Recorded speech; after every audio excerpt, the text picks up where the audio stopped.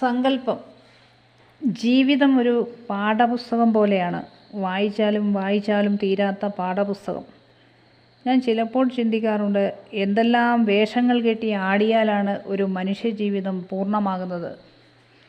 ചിലപ്പോഴൊക്കെ വീടിന് കാവലാകുന്ന ഒരു നായയെപ്പോലെയാണ് നമ്മൾ. ചിലപ്പോൾ ചുമട് താങ്ങുന്ന കഴുതയെപ്പോലെ.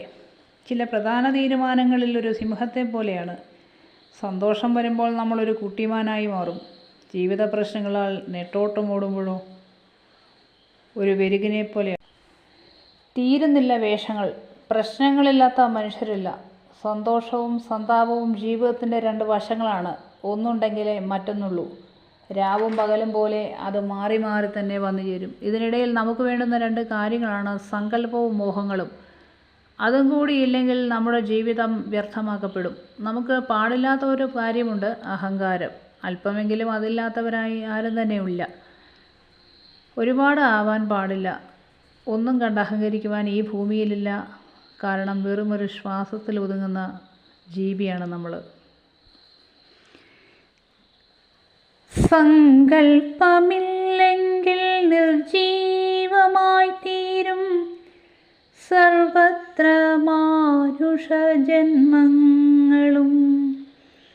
മോഹങ്ങളൊന്നും നടന്നില്ലെങ്കിലും മോഹന സ്വപ്നങ്ങൾ കണ്ടിടേണം നമ്മൾ. മോഹന സ്വപ്നങ്ങൾ കണ്ടിടേണം. വേഷങ്ങളോരോന്നു കെട്ടണം നമ്മുടെ മാനുഷജന്മം പൂർണ്ണമാവാൻ. ആശകളെല്ലാം പൂർണ്ണമായാൽ പിന്നെ ശേഷിച്ച ജീവിതമെന്തു ചെയ്യും? സ്നേഹദയാ സഹന ക്ഷമാശീലങ്ങൾ നമ്മുടെ ജീവിതം സന്തുഷ്ടപൂർണമാക്കും. ശോകങ്ങളുള്ളിലുണ്ടെങ്കിലും നമ്മൾ ശോഭനമായി തന്നെ ചിരിച്ചിടണം.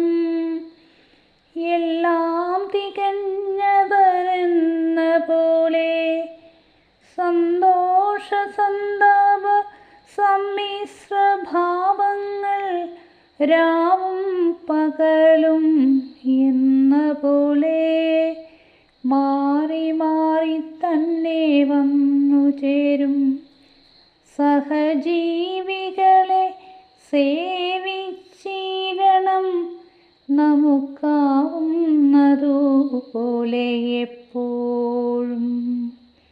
ഉള്ളതിൽ നിന്നൊരു നുള്ളെങ്കിലും മറ്റുള്ളവർക്കായി നൽകിയാൽ അവരുടെ ഉള്ളം നിറയും, നമ്മുടെ ഉള്ളും തണുക്കും.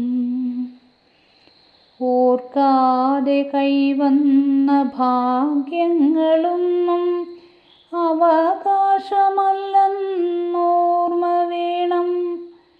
അധികാരിയല്ലീ ഭുവിലൊന്നിലും നാം അവകാശിയല്ലെന്നോർമ്മ വേണം.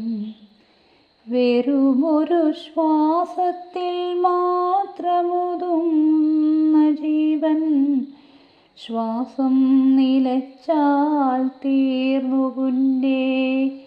മരണമുണ്ടെന്ന മഹാസത്യത്തെ